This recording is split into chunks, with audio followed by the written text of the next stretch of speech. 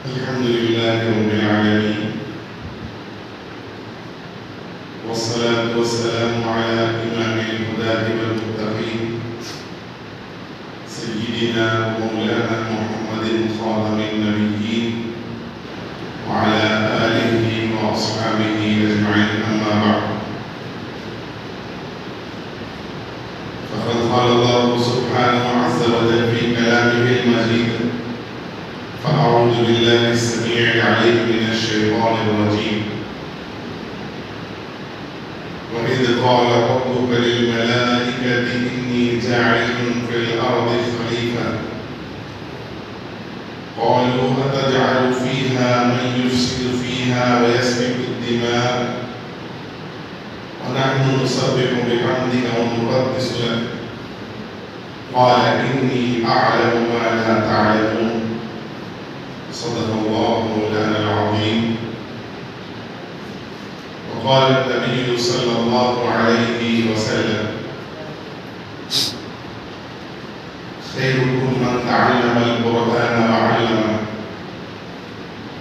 صدق الله مولانا العظيم وصدق رسوله النبي الكريم، ونحن على ذلك لمن الشاهدين والشاكرين، والحمد لله رب العالمين.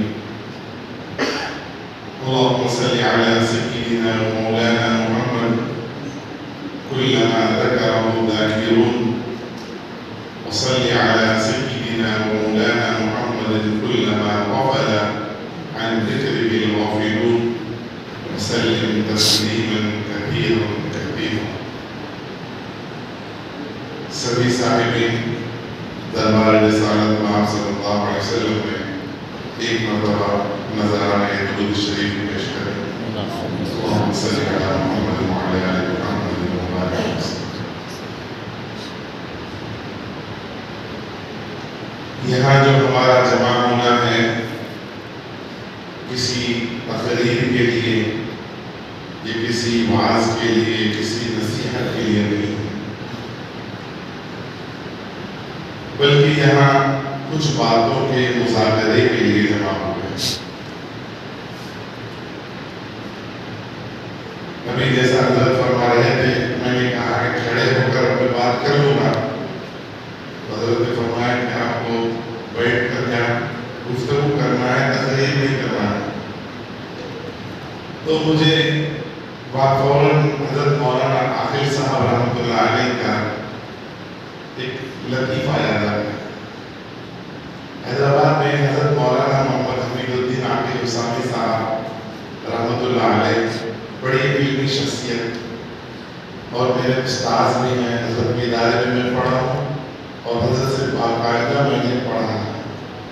بہت بڑی علمی شخصیت، بہت بڑے اللہ والے.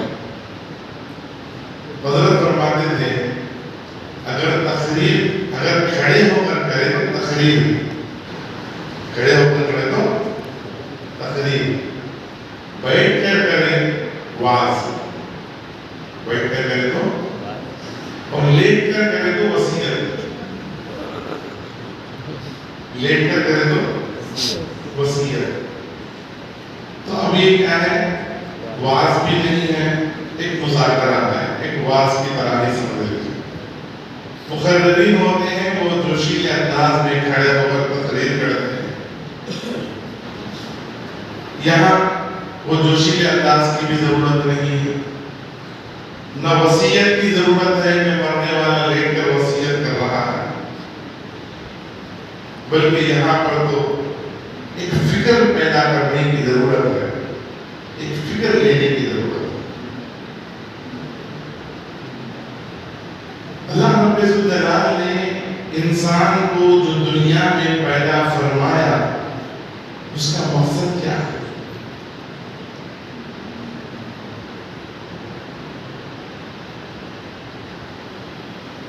حضرت آدم علیہ السلام کو اس زمین پر اپنا نائب اور اپنا خلیفہ بنایا. جو آیت میں نے خطبے میں پڑھی ہے اس میں اللہ تبارک و تعالی فرشتوں کے سامنے اپنے اس آگے کا جو پلان ہے اس کا اظہار کر رہے ہیں کہ میں زمین پر اپنا نائب اور اپنا خلیفہ خلیفہ بنانا چاہتا ہوں. جیسے پریزیڈنٹ ہوتا ہے اس کا وائس پریزیڈنٹ ہوتا ہے، ایسے وائس پریزیڈنٹ سمجھو. اللہ تعالیٰ کا خلیفہ انسان ہے، اس کا نائب ہے. اللہ تعالیٰ کے دین کو زمین پر عام کرنا، تعام کرنا، اس کو پھیلانا، اس کی نشر و اشاعت کرنا، اس کی حفاظت کرنا، یہ ایک انسان کی ذمہ داری ہے. ہر ایک انسان کی ذمہ داری ہے. اللہ تعالیٰ نے فرشتوں سے کہا انی جاعل فی الارض خلیفہ، میں زمین پر اپنا نائب اور خلیفہ بنانا چاہتا ہوں. فرشتوں نے کہا کہ ہم آپ کی تسبیح و تقدیس بیان کرتے ہیں، ہم ہی کافی ہے، پھر انسان کو بنانے کی کیا ضرورت ہے؟ یہ ان کے مفہوم ہے، ان کے دل کی بات. اللہ نے فرمایا انی اعلم ما لا تعلمون، میں جو جانتا ہوں وہ تم نہیں جانتے. فرشتے ہمیشہ اللہ کی تسبیح و تحمید و تقدیس، ذکر، بڑائی اور کبریائی بیان کرتے رہتے ہیں. پھر اللہ نے انسان کو پیدا کیا، درد دل کے واسطے پیدا کیا انسان کو، ورنہ طاعت کے لیے کچھ کم نہ تھے کر رویاں. ایک انسان دوسرے انسان کی خیر خواہی، اس کی بھلائی اور اس کی آخرت کی فکر کرے. اسی فکر کے چلتے اللہ تبارک و تعالیٰ نے انبیاء کو دنیا میں مبعوث فرمایا. انبیاء علیہ الصلوات و تسلیمات دنیا میں آ کر انسانوں کی فکر میں اپنے آپ کو اتنا بھلا دیا، اتنا بھلا دیا. خود سیدنا محمد رسول اللہ صلی اللہ علیہ وسلم کو اللہ تعالیٰ نے کیا فرمایا؟ اے نبی، اگر یہ ایمان نہیں لائیں گے تو کیا آپ اپنے آپ کو ہلاکت میں ڈال دیں گے؟ کیا اپنے آپ کو کمزور کر دیں گے یا اپنے آپ کو کھو دیں گے؟ آپ ان پر مسلط نہیں ہیں. آپ کا کام ہے دعوت پہنچانا، دین تک پہنچانا. وہ مانے یا نہ مانے ہم ان کو دیکھ رہے تھے، لیکن نبی ہمیشہ امت کے غم میں ڈوبے رہتے. كان رسول الله صلى الله عليه وسلم دائم الأحزان متواصل الفكر، دائم الأحزان متواصل الفكر. ہمیشہ رسول اللہ صلی اللہ علیہ وسلم غموں میں، امت کے غم میں ڈوبے رہتے تھے اور ہمیشہ فکر میں گھرے رہتے تھے. اور اللہ نے فرمایا حریص علیکم بالمؤمنین رؤوف الرحیم. حدیث کا ترجمہ کیا ہوگا؟ علماء نے لکھا ہے کہ حدیث کا ترجمہ اردو زبان میں کیا ہی نہیں جا سکتا. حدیث کا ترجمہ اگر ہم اردو میں لالچی کر دیں تو نبی کی توہین ہو جائے گی. اردو کے اندر اس کے مفہوم کو کسی حد تک بیان کیا جا سکتا ہے، اس کا ٹھیک ترجمہ کسی لفظ کے ذریعے نہیں کیا جا سکتا. فرماتے ہیں اس کی مثال دے کر، ایک پرندہ درخت پر بیٹھا ہوا ہے، کڑک دھوپ ہے، ٹھنڈے پیڑ پر چھاؤں میں بیٹھا ہوا ہے، ہوا چل رہی ہے، لیکن اس کی نگاہ شکار پر جمی ہوئی ہے. بیٹھا تو ہے ٹہنی پر، دیکھنے والے کو یہ پتا نہیں ہوتا کہ وہ کیا کر رہا ہے، وہ سو رہا ہے یا کھیل رہا ہے، آرام کر رہا ہے، لیکن اس کی نگاہ پوری کی پوری شکار پر جمی ہوئی ہے. جو ہی شکار اس کے قبضے میں، اس کے قابو میں آنے کے قریب ہوتا ہے، وہ پرندہ جھپٹ کر اس کو اپنے قبضے میں لے لیتا ہے. ایسے نبی کریم صلی اللہ علیہ وسلم امت کے ہر فرد کی ایسی فکر کرتے تھے کہ کوئی امتی ایسا لگے کہ وہ قریب آ رہا ہے، فوراً اس کی کمر میں ہاتھ ڈال کر جہنم سے جنت کی طرف اسے کھینچتے. امت کی فکر میں اس طرح ہمیشہ ہمیشہ ڈوبے رہتے تھے، کوئی خاص وقت نہیں. یہی وجہ ہے بخاری شریف کی روایت میں ہے اللہ کے نبی صلی اللہ علیہ وسلم کا روزانہ کا رات کا جو معمول تھا وہ رات میں 4 رکعت نماز پڑھتے تھے، سو جاتے تھے، خراٹوں کی آواز بھی آتی تھی، پھر اٹھ کر 4 رکعت نماز پڑھتے تھے، پھر سو جاتے تھے، پھر اٹھ کر 3 رکعت پڑھتے تھے وتر کے. اما عائشہ نے پوچھا کہ یا رسول اللہ صلی اللہ علیہ وسلم آپ وتر کی نماز پڑھے لیکن آپ نے اس سے پہلے سو گئے تھے، بنا وضو بنائے کہ آپ نے وتر پڑھ لیا. جواب کیا دیا؟ سچ پڑھو، یا عائشہ تنام عینایا ولا ینام قلبی. اے عائشہ میری آنکھیں سوتی ہیں، میرا دل نہیں سوتا. اللہ اکبر کبیرہ، اللہ اکبر کبیرہ. نبی کی آنکھیں سوتی ہیں، نبی کا دل نہیں سوتا. نبی کا دل ہمیشہ امت کی کڑھن میں لگا رہتا ہے، امت کی فکر میں دھڑکتا رہتا ہے. آپ آرام بھی فرما رہے ہیں تو نبی کا دل سوتا نہیں. یہی وجہ ہے آپ دنیا سے وصال فرما کر پردہ کر کے قبر اطہر میں ہیں. آپ مرے نہیں ہیں، آپ ختم نہیں ہو گئے ہیں، آپ مٹی نہیں بنے ہیں، آپ قبر میں باحیات ہیں. یہی وجہ ہے کہ اللہ کے نبی کی بیویاں بیوہ نہیں ہوتی، ازواج مطہرات بیوہ، کیونکہ نبی مرے ہی نہیں تو بیویاں بیوہ کہاں سے ہوں؟ انسان مرتا ہے اس کی بیوہ ہوگی. تو میں اس بات سے یہ بتانا چاہتا ہوں کہ علماء انبیاء کے وارث ہیں.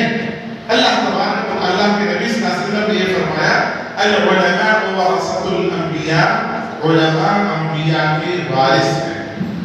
انبیاء کو جیسے فکر ہوتی ہے امت کی، علماء ایسے ہی امت کے فکر مند ہوتے ہیں. جیسے امت بے غرض اور بے طلب پڑی رہتی ہے، اس زمانے میں پڑی رہتی تھی، آج بھی امت کا یہی حال ہے.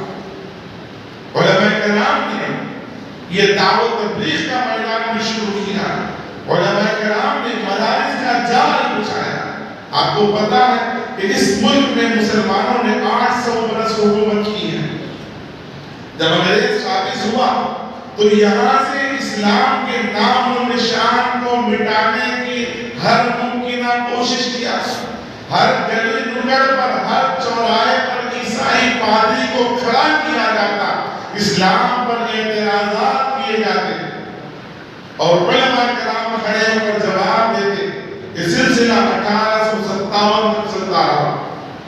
1857 کی جنگ آزادی میں مسلمانوں کو جب ناکامی ملی تو انگریز نے مدرسوں پر بلڈوزر چلا دیے. وہ دہلی جہاں ہزاروں مدرسے تھے، سینکڑوں لاکھوں ہزاروں لاکھوں علماء تھے، دنیا کا کوئی بھی مسئلہ ہوتا، کوئی مسئلہ پوری دنیا کے کسی کونے میں حل نہ ہوتا تو وہ مسئلہ دہلی کے علماء حل کر دیتے. دنیا کے چپے چپے سے ان علماء کے پاس اپنے دینی مسائل کو حل کرنے کے لیے آتے تھے. فتاوی عالمگیر اس ملک میں لکھی گئی ہے. ایسے علم کے مرکز کو انگریزوں نے تہس نہس کرنے اور یہاں کے مسلمانوں کو بے یار و مددگار چھوڑنے بلکہ ان کو اسلام سے مرتد کرنے کی ناپاک کوششیں مسلسل اور پے در پے جاری رہی. اور اس ملک کو اندلس کی طرح جو آج اسپین کہلاتا ہے بنانے کی ہر ممکنہ انہوں نے کوشش کی. اندلس اسلامی ملک تھا، 800 سال وہاں بھی مسلمانوں نے حکومت کی، لیکن اس قدر دہریت اور اس قدر امتداد وہاں پھیلی کہ الحمرا اور دیگر کھنڈرات کے علاوہ وہاں کوئی نام و نشان باقی نہیں رہا اسلام کا. مسجدیں بھی ختم ہو گئی، مسلمان بھی ختم ہو گئے. آج اسپین کہلاتا ہے، یورپ کا ملک ہے. اس ملک کی تقدیر بھی وہی لکھنا چاہتے تھے، لیکن یریدون ان یطفئوا نور اللہ ویأبی اللہ الا ان یتم نورہ ولو کرہ الکافرون. وہ اللہ کے نور کو، اللہ کے بتانا چاہتے ہیں بھوکوں سے یہ چراغ مٹایا نہ جائے گا. اللہ تعالیٰ اس چراغ کی روشنی کو مکمل کرنا چاہتا ہے. ان علماء کرام کی قربانیاں اور ان کی دور اندیشیوں پر غور کریں کہ اسی وقت انہوں نے 1866 میں دارالعلوم دیوبند کی بنیاد ڈالی اور امت کو بتا دیا 30 مئی 1866 میں بالکل ہلکے پھلکے انداز میں دارالعلوم کی بنیاد دیوبند کے چھوٹے سے علاقے میں ڈال دی. اور انگریز کو جب پتا چلا تو انگریز کو یہی بتایا کہ دیکھو جو لوگ جنگ میں لڑ رہے ہیں ہم ان کو رخ موڑ کر تعلیم کی طرف پڑھائی کی طرف لا رہے ہیں. دراصل ان کے ایمان کی حفاظت, ان کے اندر غیرت کو بھرنا, ان کے اندر پھر سے اسلام کی روح کو پھونکنا مقصد تھا. اور اس ملک کو خرطبہ اور اس ملک کو اندلس اور اسپین جیسا ہونے سے بچانے کی ایک پہلی کوشش تھی. چنانچہ انہوں نے چندوں کے ذریعے اور بندوں کے ذریعے دارالعلوم کا آغاز کیا. وہی ان علماء کی سنت, یہی ان علماء کے طریقے کو تھانے میں ہوئے آج اس ملک کے تمام مدارس چل رہے ہیں. علماء کو دیکھو کہ بچے کسی مدرسے میں 70 ہیں, 100 ہیں, 200 ہیں, 500 ہیں, 1000 ہیں, ہزاروں کی تعداد میں ہیں. ایک عالم سارا مدرسہ چلا رہا ہے. ان کے کھانا, ان کا پینا, ان کا پہننا, ان کا اوڑھنا, ان کی تعلیم, ساری چیزوں کی فکر. ماں باپ ہیں کہ اپنی دوسری اولاد کو انگلش میڈیم کی اعلیٰ تعلیم دے رہے ہیں. آپ کو معلوم انگلش میڈیم کیا چیز ہے؟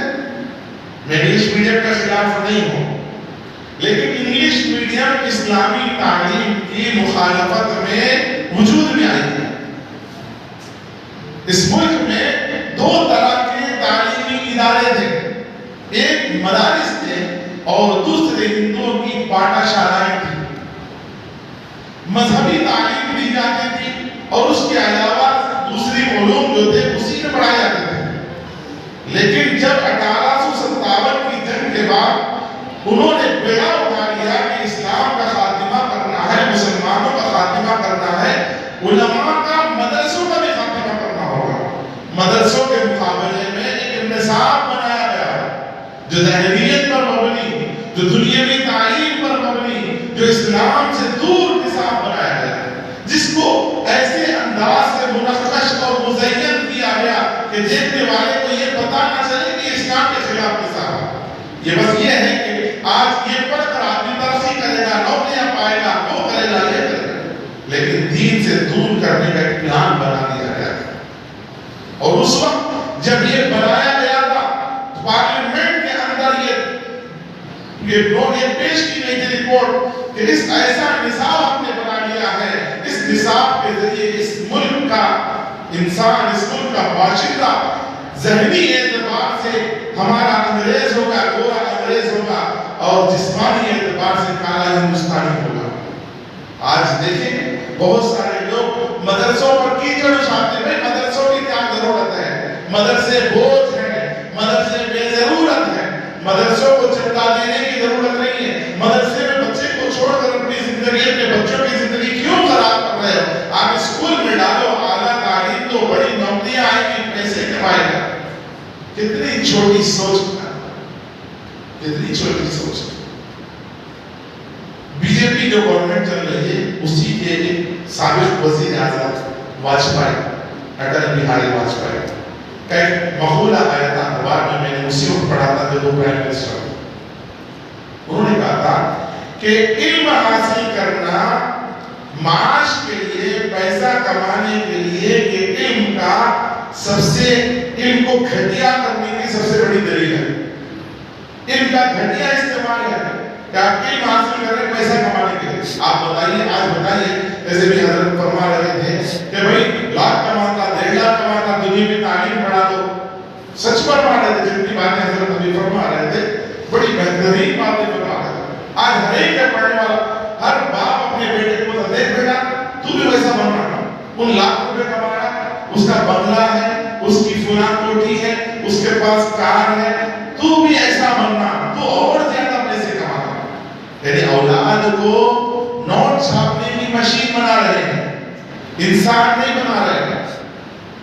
انسان بننا ہے، فرشتوں سے بڑھ کر ہے انسان بننا، فرشتوں سے بڑھ کر ہے انسان بننا، مگر اس میں ہوتی ہے محنت زیادہ۔ انسان بنانا ہے اولاد کو، بشر ہے، آدمی ہے، اس آدمی کو کیا بنانا ہے؟ انسان بنانا ہے، انسان بنانا۔ اولاد کو یہ دینا، یہ کہنا کہ بیٹا اچھے اخلاق پیدا کرو، بیٹا بڑوں کا ادب اور احترام کرو، بیٹا اساتذہ کی عزت کرو، یہ اساتذہ تمہارے باپ ہیں، میں تمہارے جسم کا باپ ہوں، یہ استاد تمہارے روح کے باپ ہیں۔ مصر کے ایک بڑے شاعر گزرے ہیں، امیر الشعراء شوقی، وہ ان کا مجھے شعر یاد آ رہا ہے، فرماتے ہیں افضل استاذی على فضل والدی، افضل استاذی على فضل والدی، وإن نالني من والدي العز والشرف، وذاك مربي الجسم والجسم من صدفي، وهذا مربي الروح والروح جوهر، وذاك مربي الجسم والجسم من صدفي۔ کہتے ہیں کہ میں اپنے استاد کا درجہ اپنے باپ سے بڑا سمجھتا ہوں، استاد کا درجہ باپ سے بڑھ کر ہے۔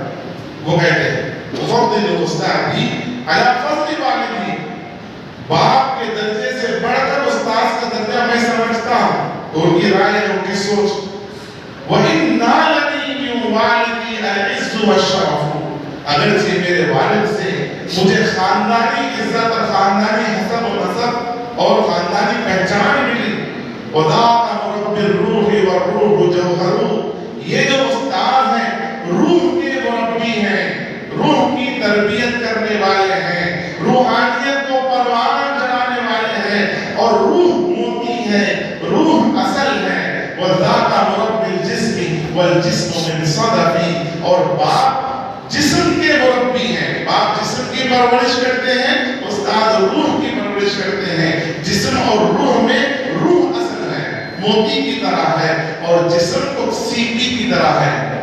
جسم کس کی طرح ہے؟ سی پی کی طرح ہے۔ سی پی اصل ہے کہ موتی اصل ہے؟ ماں باپ دیکھتے ہیں میرا بچہ اچھے کپڑے پہننا، میرا بچہ اچھا کھانا، میرا بچہ صحت مند رہنا، میرا بچہ اچھا رہنا، اونچا لمبا گورا گورا صحت مند طاقتور رہنا، خوب کھانا۔ استاد کیا سوچتے ہیں؟ میرا بچہ دیندار بننا، میرا بچہ قرآن پڑھنے والا بننا، میرا بچہ حدیث پڑھنے والا بننا، میرا بچہ آخرت میں اللہ کی نگاہ میں سرخ روح ہونے والا بننا۔ دنیا چاہے جیسے بھی کٹ جائے، لیکن آخرت ما عندکم ينفد وما عند اللہ باق، تمہارے پاس جو کچھ ہے وہ ختم ہو جانے والا ہے، اللہ کے پاس جو ہے وہ ہمیشہ باقی رہنے والا ہے۔ ماں باپ کی نظر دنیا پر ہوتی ہے، استاد کی نظر اس کی آخرت پر ہوتی ہے۔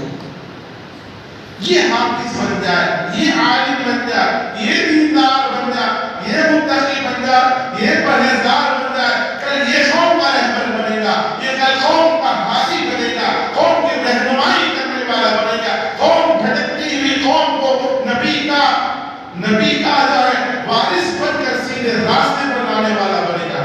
یہ ہم بنانا چاہتے ہیں ان بچوں کو۔ اور ماں باپ کو فکر ہوتی کہ میرا بچہ کمانے والا بن جائے۔ وَمَا مِن دَابَّةٍ فِي الْأَرْضِ إِلَّا عَلَى اللَّهِ رِزْقُهَا، زمین پر جتنے رینگنے والے، چلنے والے، پھرنے والے، اڑنے والے، جتنے جاندار ہیں، ان تمام جانداروں کی روزی کی ذمہ داری صرف اور صرف اللہ نے لی ہے، اللہ نے لی ہے۔ حضرت علی رضی اللہ تعالیٰ عنہ کا مجھے ایک مقولہ یاد آتا ہے، حضرت فرماتے ہیں رضینا قسمت الجبار فینا، رضینا قسمت الجبار فینا، لنا علم وللجہال مال، فإن المال یفنی عن قریب وإن العلم باق لا یزال۔ فرماتے ہیں ہم راضی ہیں اللہ کی تقسیم پر، ہم راضی ہیں اللہ کی تقسیم پر۔ رضینا قسمت الجبار فینا، لنا علم، اللہ نے تقسیم کر دیا؟ مال کو جاہلوں کو دے دیا، علم کو ہمیں دے دیا تقسیم کر کے، جاہلوں کو کیا دے دیا؟ لنا علم وللجہال مال فإن المال يفني عن قریب، یقیناً مال بہت جلد ختم ہو جانے والا ہے، وإن العلم باق لا يزال، اور علم ہمیشہ باقی رہے گا، کبھی ختم نہیں ہوگا۔ جو ہمیشہ ختم ہونے والی چیز وہ اللہ نے ہمیں دیا ہے، جو ختم ہونے والی چیز جاہلوں کو دے دیا ہے۔ مطلب علم کی بنیاد پر مال نہیں ملتا، قسمت کی بنیاد پر مال ملتا۔ علم دے دیا قسمت کی بنیاد پر بھی، اور بقیہ جو لوگ تھے جن کی قسمت میں علم نہیں تھا ان کو مال دے دیا۔ آپ دیکھیں کیسے کیسے لیڈران قوم بن رہے ہیں، نہ علم ہے نہ کچھ ہے نہ معلومات ہے، کچھ نہیں، بڑے بڑے لیڈر بنے پھرتے ہیں۔ مال جو آتا ہے وہ تقدیر سے آتا ہے، اور دین جو آتا ہے وہ محنت سے آتا ہے۔ اس وقت دنیا میں کام کرنے کے 3 شعبے ہیں دینی اعتبار سے۔ ایک شعبہ ہے خانقاہوں کا، جہاں اولیاء اللہ دلوں پر محنت کر کے ایمان کو مضبوط بناتے ہیں، دل میں ایمان کو مضبوط بناتے ہیں۔ دوسرا طبقہ ہے مدارس کا، یہ مدارس والے دین کو مضبوط کرتے ہیں، دین کی جڑوں کو زمین میں بٹھاتے ہیں، مضبوط کرتے ہیں۔ اور تیسرا طبقہ ہے دعوت و تبلیغ کا، جو دین کو پھیلاتے ہیں، دین کی اشاعت کرتے ہیں۔ اس امت کو تینوں طبقوں کی ضرورت ہے، کسی ایک طبقے کا انکار نہیں کیا جا سکتا۔ میں ایک چھوٹا سا واقعہ سناتا ہوں، ایک آئیلینڈ، ایک جزیرے کا واقعہ۔ اس جزیرے میں سارے کے سارے لوگ مسلمان تھے، پورے مسلمان۔ ایک کرسچین جوڑا گیا، عیسائی جوڑا، میاں بیوی گئے، جا کر وہاں مسلمان عورتوں اور مردوں سب کو سمجھا کر عیسائیت قبول کرا دیا۔ سب کے سب اسلام سے نکل کر مرتد ہو گئے، پورا جزیرہ مرتد ہو گیا۔ پڑوسی ملک کے علماء کو جب اس کا پتہ چلا تو علماء کرام اس جزیرے میں گئے، جا کر وہاں کی عورتوں کو مردوں کو سب کو سمجھا کر پھر اسلام میں واپس دیا ہے۔ اب علماء کی سوچ کتنی اعلیٰ ہو کہ آپ یہاں غور کر سکتے ہیں۔ اسلام میں واپس لانے کے بعد نکل کے نہیں جانے علماء نے مشورہ کر کے وہاں کے لوگوں کے سامنے تجویز رکھی کہ آپ لوگ اپنے 20 بچوں کو ہمارے حوالے کریں، 20 لڑکوں کو ہمارے حوالے کریں، ہم ان بچوں کو لے جائیں گے، قرآن پڑھائیں گے، حدیث پڑھائیں گے، حافظ بنائیں گے، عالم بنائیں گے، پھر آپ کے ملک میں جب وہ آئیں گے یہاں مدرسے کھولیں گے تو پھر دین کی حفاظت ہوگی۔ ہم نے آ کر دین کی اشاعت تو کر دیا، ہم نے آ کر جو سب مرتد ہو گئے تھے سب کو دیندار بنا دیے، پھر اگر ہم چلے گئے، پھر عیسائی آئے، انہوں نے محنت کی، پھر ان کو دین سے پھیر دیا، یہ کب تک تماشا چلتا رہے گا؟ صرف اشاعت سے مسئلہ نہیں، حفاظت کی ضرورت۔ وہ لوگ سمجھدار تھے، انہوں نے 20 لڑکوں کو حوالے کر دیا۔ وہ لوگ لے گئے، ان 20 لڑکوں کو حافظ بنایا، عالم بنایا، مضبوط عالم بنایا۔ وہ جو عالم واقعہ بیان کر رہے تھے، یہ واقعہ انہوں نے کہا کہ الحمدللہ ان 20 میں سے میں یہ۔ اب جب اس ملک میں جا کر انہوں نے مدرسے کی بنیاد ڈالی، اب بتاؤ وہاں امتداد آ سکتا ہے؟ وہاں لوگ مرتد ہو سکتے ہیں؟ وہاں لوگ اسلام کو چھوڑ سکتے ہیں؟ حضرت مولانا شیخ علی تھانوی رحمۃ اللہ علیہ سے کہا میں نے حضرت فلاں علاقے میں جہالت ہے، حضرت نے فرمایا مکتب مدرسہ قائم کر دو، خود بہت جہالت نکل جائے گی، ختم ہو جائے گا۔ میرے عزیزو، دوستو، میرے بھائیو، بزرگو، یہ مولانا ہاشم صاحب بہت بڑی شخصیت، ان کی قدر کرنے کی ضرورت ہے۔ یہ جو خدمت انجام دے رہے ہیں، واللہ میں مسجد میں بیٹھ کر قسم کھا کر کہہ سکتا ہوں کہ ان کی خدمت کو آپ سونے میں یا ہیرے جواہرات میں بھی تولیں گے تو سونے اور ہیرے کم ہو جائیں گے ان کی خدمت کے مقابلے میں. قدر نہیں ہمارے پاس، کیونکہ یہ نبی کے وارث ہیں.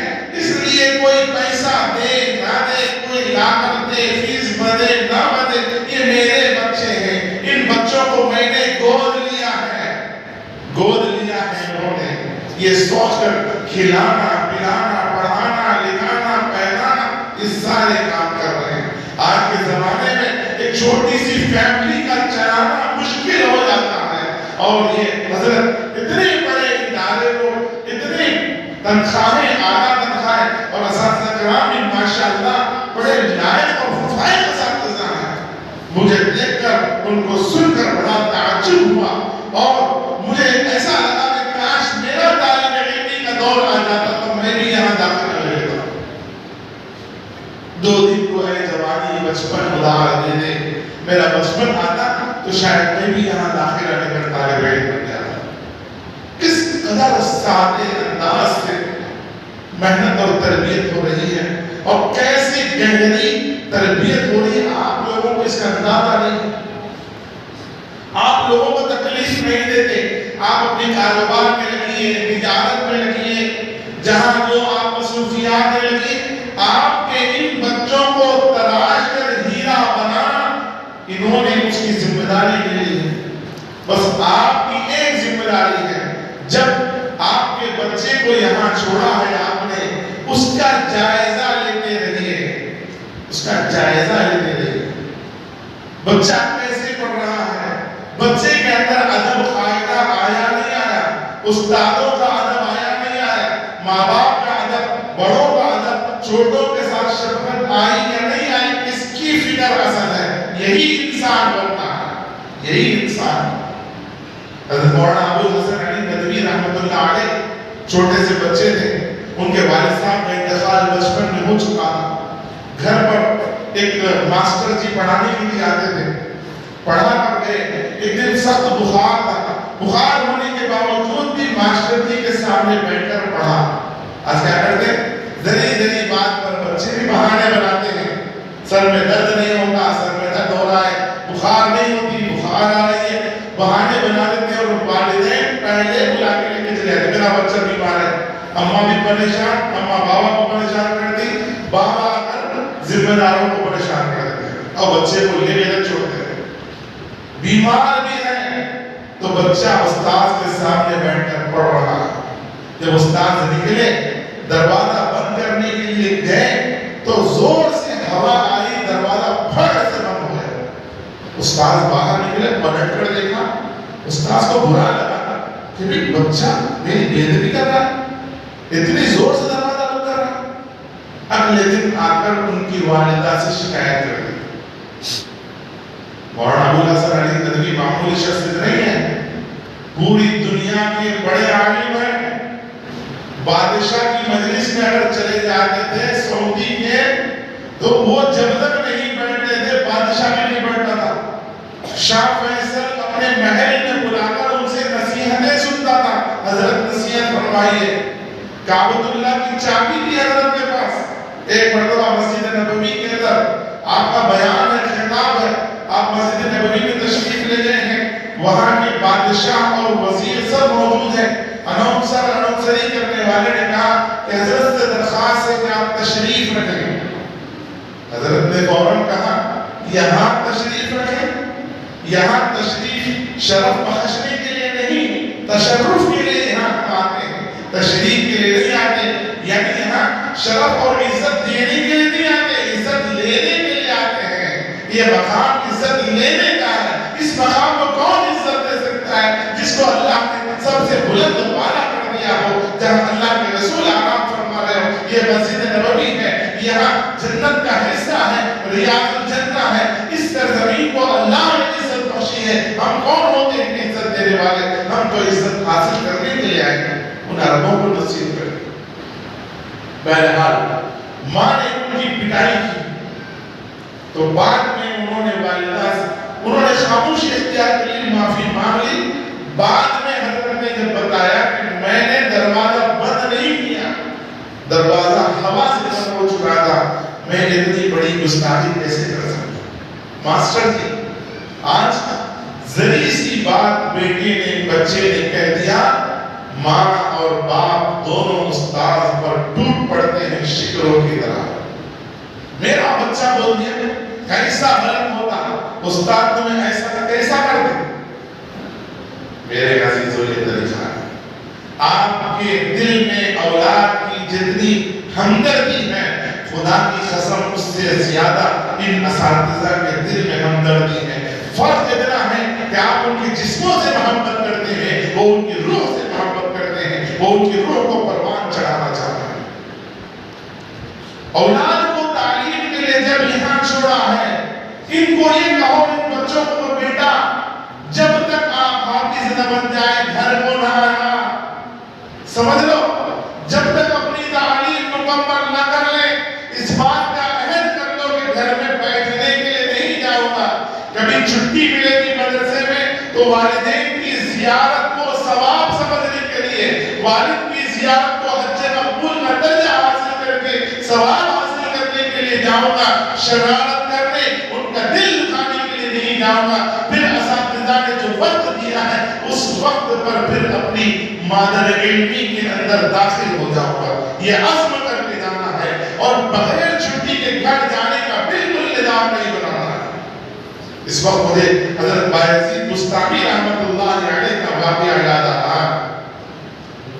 حضرت بایزید بسطامی رحمۃ اللہ علیہ کے والد کا بچپن میں انتقال، جتنی بڑی شخصیتیں بنی ہیں صرف ان کی ماں نے محنت کی ہے، ماں نے محنت کی۔ علی احمد جی رحمۃ اللہ علیہ کو دیکھو اکثر سرکین اکثر، اس طرح سے عبد القادر جیلانی رحمۃ اللہ علیہ دیکھو، بایزید بسطامی رحمۃ اللہ علیہ دیکھو۔ بایزید بسطامی رحمۃ اللہ علیہ بہت بڑے ولی ہیں، سارے مسالک اور مشارق کے لوگ ان کی ولایت کا متفق ہیں، اتنے بڑے ولی ہیں۔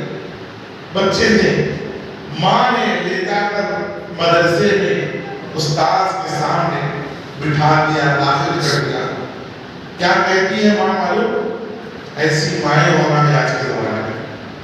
حضرت میں یہ بچے کو آپ کے حوالے کر رہی ہوں، اس بچے کو آپ جب تک یہ بچہ اپنی تعلیم مکمل کر کے ولی نہ بن جائے گھر کو مت بھیجنا۔ آج کل ماں باپ لا کے چھوڑ دے، حضرت چھٹیاں کب ہیں حضرت؟ پھر اب تو لا کو چھوڑے جب اس کا سے چھٹیاں کب ہیں حضرت؟ گھر میں فون آتا، بیٹا اچھا کھانے کو مت دو، اچھا پہلے کھانے میں نہیں، اچھا نہیں کو کھا لینا، اچھا کپڑے پہننا، بابا بولیں گے سیب آنے وہ کھا لے، آم آنے وہ کھا لے، تربوز نہیں وہ کھا لے، خالی ماں باپ کھانے کی بات ہے، استاد پڑھائی کی بات۔ اب بچے کا رجحان بار بار فون آ کرتے ہیں، کیسا ہے وہاں، اچھا کھایا، صبح میں کیا کھایا، دوپہر میں کیا کھایا، رات میں کیا کھایا، استاد مارتے تو نہیں کہ تیرے کو استاد آپ سے پیش آ رہا ہے۔ ایسا کرے تو بچی ساس کے ویسے والے بھی گھر میں آپ کو بڑھ جاتے ہیں، ساس کے ویسے بچے بھی بیٹھتے نہیں۔ حضرت صحیح بول رہا ہوں غلط بول رہا ہوں؟ جن گھروں میں ماں اور باپ اپنی بچی کو روز فون کرتے تھے، کیا کریں گا تو بیٹا کیا بول رہی، میں ایک دال پک گئی، ہم نے ذرا زیادہ دال لگی، ہمارے ساس کو کھا لیے، ایسا وہ بھوکی ہوتی کس نے نہیں، ہمارے مرد پہ لڑے تو آیا سامان کھا لے تو دیکھ لیں گے بیٹا کو۔ اب وہ ناک کو بیٹھ جاتی ہے، اب اس کی زندگی تباہ ہو جاتی، ہر گھڑی گھڑی کی خبر ملتی رہتی، کیا کری کیا نہیں، کیا کری کیا نہیں۔ یہ ماں باپ جو روزانہ کئی بار فون کرتے ہیں اپنی بیٹی کی خبر کھول رہے، شکایت بھی اگر کرے بیٹا یا بیٹی یا مدرسے میں طالب علم اپنا بیٹا، اس کی شکایت کو نہیں ماننا۔ بچے نہیں پڑھنا چاہتے تو شکایت کر دیں، نہیں مولوی صاحب بہت مانتی بات، وہ مولوی صاحب میری غلطی نہیں ہے، خود ہم بھی بچوں کے باپ ہیں، ہم بھی مدرسہ چلا رہے ہیں، ہماری زندگی پوری آنکھیں کھولے جب سے اب تک بھی مدرسوں میں گزری سو، آنکھیں کھولے جب سے اب تک مدرسوں میں گزری سو، تو ہمارے بچے بھی پڑھ رہے ہیں۔ بچے ایسے ہی بولتے ہیں، وہ مولوی صاحب اچھے نہیں، وہ مولوی صاحب مارتی بہت مارتی، میری غلطی نہیں تھی تو بھی میرے کچھ مارے، ہر بچہ یہ بول رہا۔ ہم کیا بول رہے ہیں بیٹا، ذرا ادھر دیکھ کے بولو، غلطی نہیں تو استاد مارتے ہیں، استاد آپ کے دشمن ہیں، آپ کے خیر ہے نہیں دشمن بولے، پھر مارتا کون؟ غلطی ہے دشمن مارتا۔ سچ بولو بیٹا آپ کیا کریں؟ نہیں ابا میں ایسا کرا، مفتا بولے مسجد میں چلو بولے تو میں نہیں گیا، کھیلے تھا رہتا، ہاں یہ غلطی ہے بیٹا، ایسا کبھی نہیں بولو بیٹا آئندہ سے. پھر غلطی کی تو استاد تمہارے خیر خواہ ہے، استاد کی شکایت کرو گے تو کیسے ہوگا؟ استاد کی کسی بات کو بچہ شکایت کے طور پر پیش کرے، استاد سے اگر لڑو گے، استاد کا دل توڑ دو گے، اس کے دل کو آپ پارا پارا کر دو گے. جس استاد نے آپ کے بچے کو اپنے دل پر بٹھایا ہے، اپنی روحانی اولاد سمجھ کر اس کی تربیت میں 24 گھنٹے لگا رہا ہے. ان دیکھو علماء کرام کو، ان دیکھو اساتذہ کو جو 24 گھنٹے اس جنگل میں پڑے ہیں. کیوں کیا نہیں کر سکتے یہ حضرات؟ یہ حضرات تجارت نہیں کر سکتے؟ یہ حضرات کاروبار نہیں کر سکتے؟ یہ حضرات پیسے نہیں کما سکتے؟ ان کو 15 10 15 20 ہزار روپے کی ضرورت ہے بس اسی لیے پڑھے ہیں؟ نہیں، یہ امت کے ہیرے ہیں. ان کو تراش کر ہیرا بنا کر امت کے سامنے بھیجنا، امت کی رہبری کے لیے بھیجنا، یہ ہماری ذمہ داری ہے. ہم جو ہے زمین پر بیٹھ لیں گے، ہم بوریوں پر بیٹھ لیں گے، ہم سوکھا کچا کھا لیں گے، ہم جیسا چاہے موٹا گھاٹا پہن لیں گے، لیکن امت کے ان نونہالوں کی تربیت کر کے امت کی رہبری کے لیے ہم ان کو میدان میں بھیجیں گے. یہ انہوں نے ٹھان لیا ہے.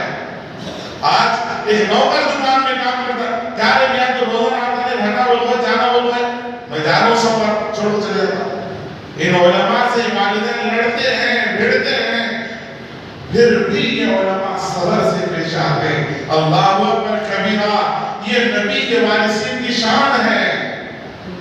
حضرت بایزید بستامی کی والدہ نے استاد کے سامنے کہا، اس بچے کو جب تک یہ ولی نہ بن جائے، حافظ عالم نہ بن جائے، گھر کو نہ بھیجنا. چھوٹا سا بچہ رو رہا ہے رات میں، چند دن گزرے، استاد سمجھاتے رہے. ایک دن خوب رویا، استاد کے سامنے آ کر بولا، حضرت میرے باپ تو دنیا میں نہیں ہے، میرے باپ تو دنیا میں نہیں ہے، میری ماں اکیلی موجود ہے، میں اپنی ماں کا دیدار کرنا چاہتا ہوں، کبھی میں نے ماں کو چھوڑ کر نہیں رہا، ایک بار اجازت دے دو حضرت، میں جا کر میری ماں سے مل کر دیکھ لے کر آتا ہوں. بچہ رویا. اب استاد کا دل نرم ہو گیا، بچے کو چھوڑے تو ماں سے وعدہ کرنے سے ٹوٹ جاتا، بچے کو نہیں چھوڑے تو بچے کا دل ٹوٹ جاتا. کیا کروں اللہ نے دل میں بات کری، ایسا کرو اس کو کہ سبق ڈبل دے دو. سبق کیا کرو بیٹا، آج یہ ٹائم تک یہ ڈبل سبق پورا یہاں تک سنا گھر میں.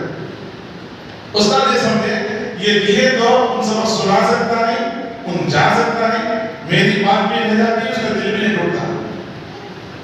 تو بچہ ہوشیار پورا سبق یاد کرنے ذریعے میں آیا، حضرت سن لو سبق. اب جب ممی کے پاس وعدہ کر لیے، جا بیٹا، جا کر گھر کے دروازے پر دستک دی.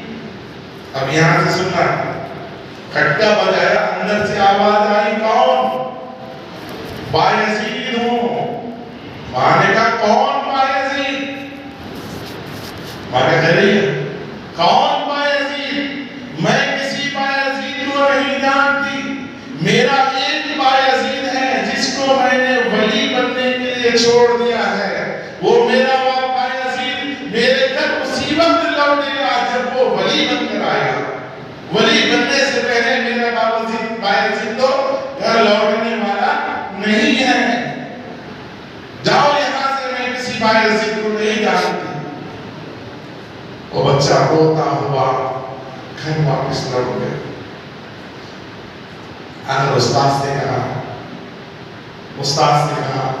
کہ استاد محترم، میری ماں نے مجھے یہ جواب دے دیا ہے، میں میری ماں کی اس تمنا اور آرزو کو پوری کروں گا. میں جب تک پوری تعلیم مکمل کر کے ولی نہ بن جاؤں گا تب تک گھر نہیں. زور سے بولنا، ایسا لگتا ہے جانے کے لیے تیار ہے آپ لوگ.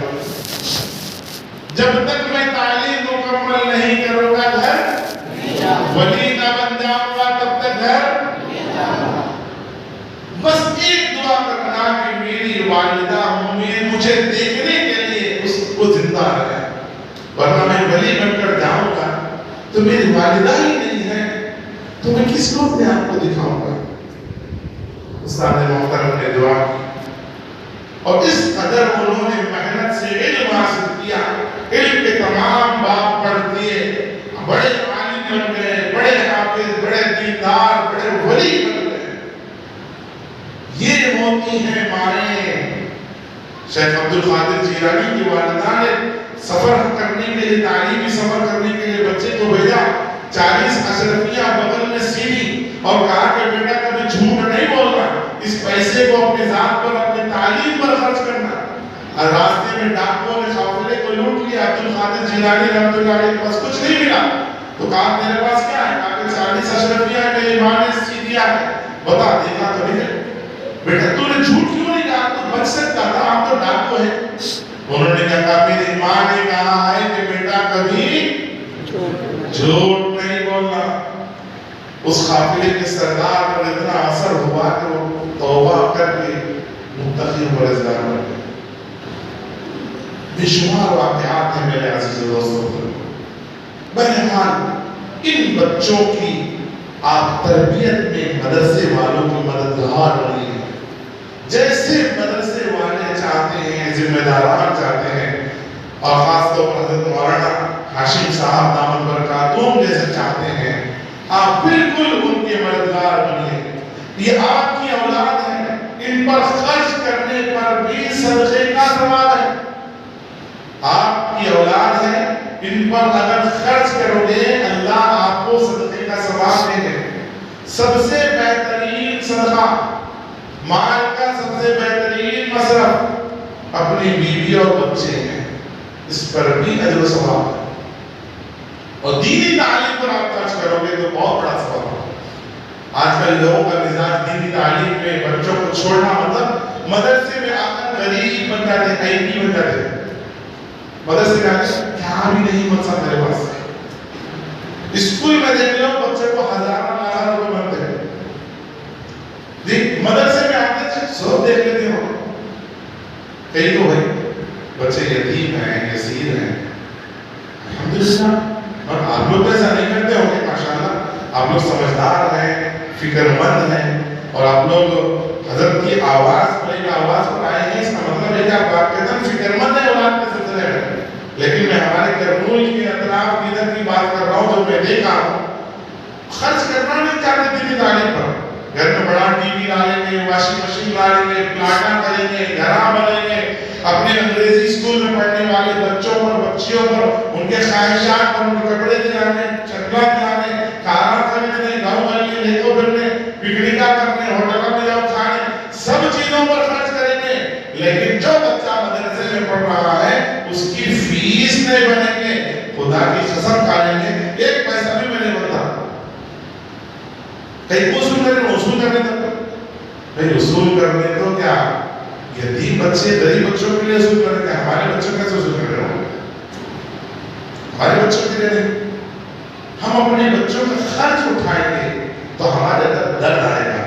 ان بچوں سے جب بھی آپ بات کریں تعلیم کے بارے میں، بیٹا کتنے پارے ہو گئے، بیٹا استاد کا ادب و احترام آپ کر رہے ہیں کہ نہیں کر رہے؟ استاد کی تمہارے بارے میں شکایت نہیں آنی چاہیے۔ بچہ شکایت کرے بیٹا استاد کی شکایت نہیں کرنا۔ اگر کبھی ایسا ہو تو آپ کی جو محتمم صاحب ہے ان سے جا کر بولو، لیکن ہر استاد کا ادب و احترام کرنا۔ اب آج کل ماحول یہ بن گیا ہے، استادوں کی برائی اولاد کے سامنے بابا بھی شکر ہے، تیرے مول صاحب کس کو نہیں مار، بہت سالوں نے تیرے مول صاحب، تیرے مول صاحب کیا کام کرتا ہے نہیں معلوم کیا، ایسا گرا کے استاد کو پیش کرتے ہیں۔ یاد رکھ لو جب اولاد کے سامنے اس کے استاد کی عزت نکال دی جاتی ہے تو پھر وہ بچہ پڑھ کر آگے نہیں نکلتا، کیونکہ استاد کی عزت اس کے دل سے نکل جاتی ہے۔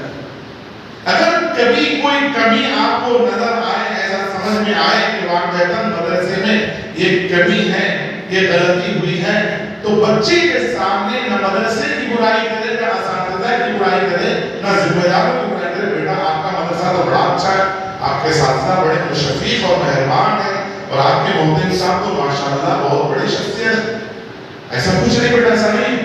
پھر بچے کو سمجھانے کے بعد خود مدرسہ آ کر محترم صاحب سے رجوع ہو کر وہ مسئلے کا حل ادب اور احترام اور محبت کے ساتھ رکھے، حضرت میں نے ایسا سنا ہے، میرا اندازہ ہے کہ یہ بات غلط ہو سکتی ہے، لیکن پھر بھی میں آپ کے سامنے یہ بات رکھ رہا ہوں، آپ اس کے بارے میں آپ توجہ دیں یا مجھے کچھ بات وضاحت فرما دیں۔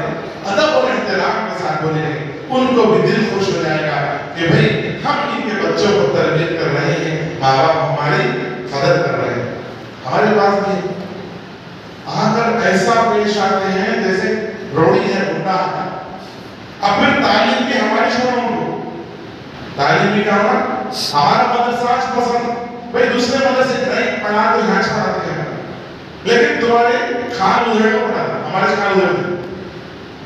اب کیا ان کے بچوں پر ہماری طرف سے شرط عائد کرنے کو دل کریں گے استاد؟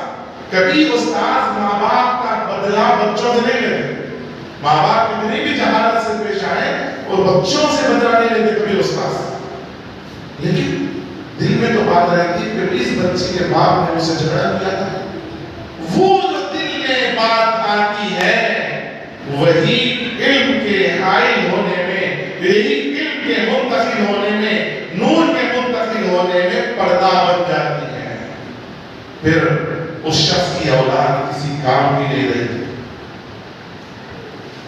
الغرض میرے عزیز و دوستو بزرگوں، واقعات بہت ہیں، باتیں کہنے کی بہت ہیں، ہم کو اپنی اولاد میں نصیحت کرنا، جیسے حضرت لقمان حکیم نے اپنے بیٹے کو نصیحت، وَلَا تَمْشِ فِي الْأَرْضِ مَرَحًا إِنَّكَ لَن تَخْرِقَ الْأَرْضَ وَلَن تَبْلُغَ الْجِبَالَ طُولًا، اے میرے بیٹے زمین پر اترا کر اکڑ کر مت چل، تو نہ بلند پہاڑوں کی بلندی کو پہنچ سکتا ہے اکڑ کر، اور نہ اترا کر چل کر تیرے پیر سے زمین کو شگاف ڈال سکتا ہے، زمین کو پھاڑ بھی نہیں سکتا، پہاڑوں کی بلندی کو تو پہنچ بھی نہیں سکتا، کہ اکڑ کر کس بات۔ فرمایا کہ آواز کو پست رکھو، کیونکہ سب سے بری آواز گدھے کی آواز ہوتی ہے، یا انہیں کیا اے میرے بیٹے میرے بیٹے میرے بیٹے، پیار سے بیٹے بیٹے، اقیم الصلاۃ، نماز قائم کر، وامر بالمعروف، امر بالمعروف کر، ونہی عن المنکر، نہی عن المنکر کر، واصبر علی ما اصابک، یہ کام کرنے پر جو تجھے مصیبت آئے اس پر صبر کر۔ کبھی اپنی اولاد کو صبر کی نصیحت کر دیں، بیٹے نے کہہ دیا ایسا ہو گیا، ایسا تیرے استاد کے 12 بجے تک چلو، ارے بیٹا صبر کرو، صبر کرو، صبر ہم نے کہہ دیا تو کریں۔ یہ جو بچے ہیں مختلف علاقوں سے آئے ہیں، مختلف مزاج کے ہیں، یہاں اگر وہ صبر کرنا سیکھ لیں گے، دنیا میں ہر ایک نے صبر کرنا سیکھے، یہاں ان کو صبر کی ترغیب کرنا، غصہ نہ کرنے کی ترغیب کرنا، یا ان کو اچھے اخلاق میں جب بھی فون کریں کہ جب بھی ملاقات کریں بچوں کو استاد کی فرمانبرداری، تعلیم پر توجہ، ساتھیوں کے ساتھ اچھا پیش آنا، اخلاق کے ساتھ پیش آنا، ان باتوں کی ضرور نصیحت کریں، تاکید کریں، اور اساتذہ سے ضرور ملاقات کریں، کم از کم مہینے میں ایک مرتبہ مل کر تعلیم و تربیت کا جائزہ لیں، اور اپنے بچے پر جتنا مدرسہ خرچ کر رہا ہے کم از کم اتنا تو ضرور ادا کریں، اتنا تو ضرور ادا کریں۔ بھئی آپ گارنٹی بل بنتے ہیں جتنی بھی ڈالیں، آپ ٹیکس بنتے ہیں، آپ ٹول ٹیکس بنتے ہیں، آپ ہاؤس ٹیکس بنتے ہیں، آپ جو واٹر ٹیکس بنتے ہیں، آپ ہر چیز دوگنے داموں پر خرید رہے ہیں، سلنڈر آپ 1200 میں خرید رہے ہیں، ہر چیز کی قیمتیں دوگنی چوگنی ہو گئی۔ مدرسے میں آئے تو غریب، کیا مدرسوں نے سارے غریبوں کا ٹھیکہ اٹھایا ہوا ہے؟ پھر مدرسے کے بچے کیسے رہتے؟ بھئی مدرسے کے بچے کون؟ مدرسے کے بچے شریر رہتے، مدرسے کے بچے چور، مدرسے نے پیدا کیا ہے بچوں کو، مدرسے نے پیدا کیا ہے۔ ہر آدمی شریر بچے کو لانا کہاں چھوڑتا؟ مدرسے۔ بچے کو اسکول میں چھوڑ دو، بولتے دیکھ تو صحیح نہیں پڑھا، ہاشم مولانا کے مدرسے میں ڈالو تو دیکھ، بولتے ہیں بھائی یہ بات 2005 سے نہیں ہوا امتحان میں، مولانا کا مدرسہ پکا، बच्चा मदरसा नहीं समझा तो समझता है पनिशमेंट की जगह कोई जेल नुमा है, मुझे वहां डाल दिया जाएगा, मैं फेल हो जाऊंगा। अब जब मदरसे में आएगा तो वही महसूस करेगा कि मुझे फेल होने की वजह से जेल में डाल दिया। अब वो शरीर और नहीं पढ़ने वाला चोरी करना छोड़ दे तो मदरसे में डालो। मदरसे में जो बिगड़े हुए बच्चों को लाकर छोड़े, मदरसे वाले घस के उसको दूसरे स्कूलों में तुम्हारा बच्चा ऐसा है हमारे करते थे, यहाँ नहीं भाई, जो भी लाओ हम उसको धोएंगे, पोछेंगे, साफ करेंगे, चमकाएंगे, उसको इंसान बनाएंगे, अखलाक वाला बनाएंगे। ये मदरसे वाले करते हैं। मदरसे के बच्चे खराब नहीं, खराब बच्चों को हम दाखिल कराते हैं, फिर कहते हैं मदरसे के बच्चे खराब। मदरसे का बच्चा खराब गलत काम करा, फुला मदरसे का बच्चे जी, मदरसे के बच्चे, अगर कोई स्कूल का बच्चा करे, फुला मामू साहब का बच्चा जी, वो स्कूल का नहीं, वो मामू साहब का, मदरसा में का, मनीषा मौली का बच्चा हो, स्कूल का बच्चा खराब करे, मदरसे का बच्चा करे तो हाशिम मौलाना के मदरसे का बच्चा करे। ये दीन से दुश्मनी है, दोस्ती है हमारी, मदरसे से दोस्ती है, दुश्मनी है। मदरसे के खैरखाह बने, मदरसे की हर जरूरत को पूरी करने वाले बने, पूछ कर मालूम रहे हजरत मदरसे में क्या जरूरत है। अब उम्मत का इतना बड़ा बेड़ा उठाए हजरत, हमें भी कुछ खिदमत का मौका दो। हम क्या करें? आपके लिए अनाज, आपके लिए गल्ला, आपके लिए आपके लिए जो जरूरियात है, हम इंशाअल्लाह अपने गांव में वसूल करेंगे। अगर अपने अंदर सामर्थ्य नहीं है और जो कुछ अपने अंदर है जितना हो सके ताउन करें, इंशाअल्लाह ये आपके लिए अजर सवाब की शक्ल में लौटेगा। आपकी दुनिया भी चमकेगी और आखिरत भी चमकेगी। इसलिए मदरसे के ताउन में हमेशा हाथ बढ़ाएं, हमेशा आगे रहे, अपने बच्चों की तालीम और तरबियत के बारे में बड़े फिक्रमंद रहेंगे इंशाअल्लाह। और जिन बच्चों के वालिद साहब नहीं आए हैं